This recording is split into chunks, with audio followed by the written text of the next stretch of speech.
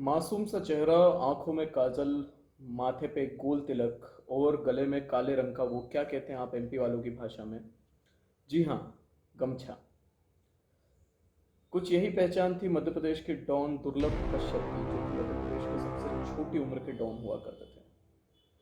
नमस्कार दोस्तों, मैं सिद्धार्थ शर्मा और आप देख रहे हैं जुर्म Sunday only on the Sunday studio. दोस्तों, जिस उम्र में फुटबॉल और क्रिकेट में आजकल के छोटे बच्चे घुसे हुए होते हैं, कुछ 16 और 17 साल की उम्र में दुर्लभ कश्यप बन गया क्राइम की दुनिया का सरगना, जिसे उज्जैन के लोग डॉन दुर्लभ कश्यप या कोहिनूर दुर्लभ कश्यप भी कहते थे। मगर क्या आप जानते हैं कि यही दुर्लभ कश्यप कभी शुरू से इतना बड़ा गुंडा या इतना बड़ा मवाली नहीं हुआ करता था।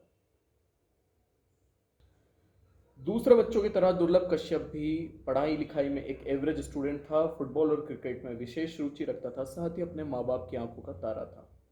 मगर ऐसा क्या हुआ, आइए जानते हैं।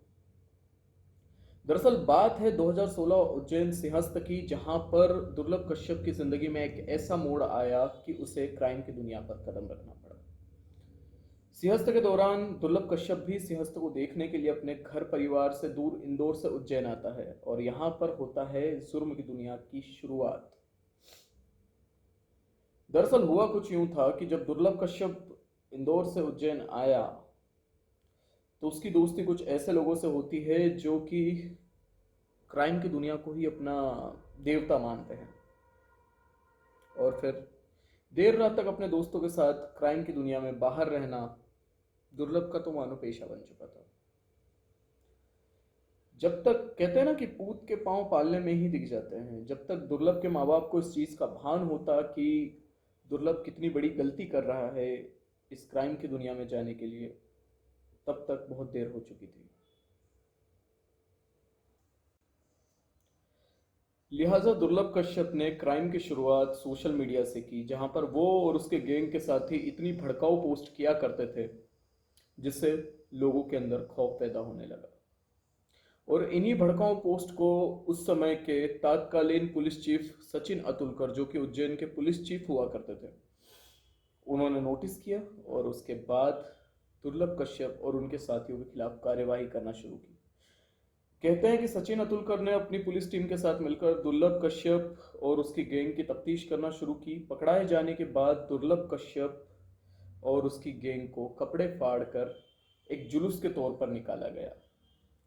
पुलिस का मानना था कि यह सब करने के बाद दुर्लभ कश्यप और उसके साथी शायद अपने इरादे ठंडे कर देंगे, लेकिन हुआ दरअसल इससे उल्टा। दुर्लभ कश्यप के पुलिस में एक बार जेल जाने के बाद हिम्मत इतनी बढ़ गई कि वो क्राइम की और भी गतिविधियों को अंजाम देने लगा। बताया जाता है कि दुर्लभ कश्यप का ये गैंग इतना ज्यादा पॉपुलर हो गया था कि आसपास के जिलों से भी लड़के सिर्फ और सिर्फ दुर्लभ के गैंग में शामिल होने के लिए आते थे।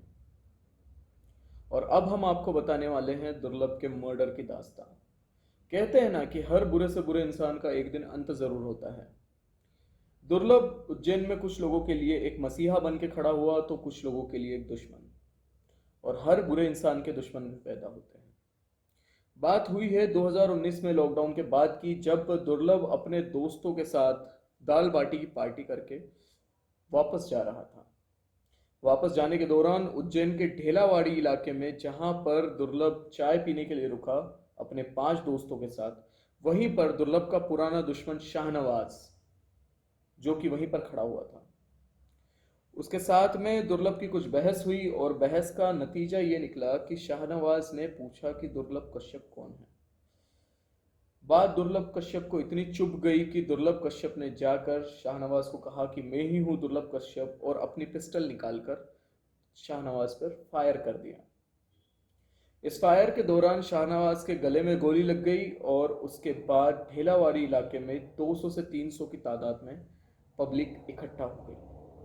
ये सभी लोग दुर्लभ के खून के प्यासे की तरह इकट्ठे हुए और फिर हुआ कुछ यूं कि दुर्लभ उसी इलाके में, उसी दुकान पर, उसी चाय की दुकान पर शटर गिराकर अंदर चला गया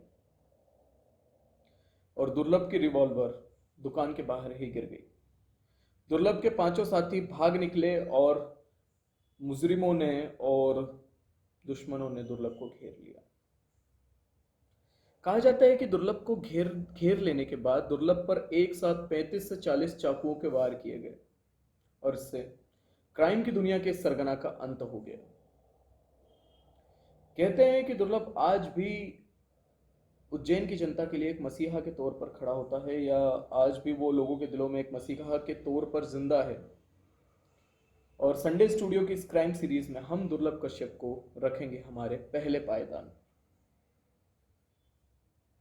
दुर्लभ कश्यप की कहानी से एक ही शिक्षा मिलती है दोस्तों, कि हर बुराई का अंत जरूर होता है और हमें जिंदगी में आगे बढ़ने के लिए अच्छे कर्मों को सहारा बनाना चाहिए, ना कि बुरे कर्मों को।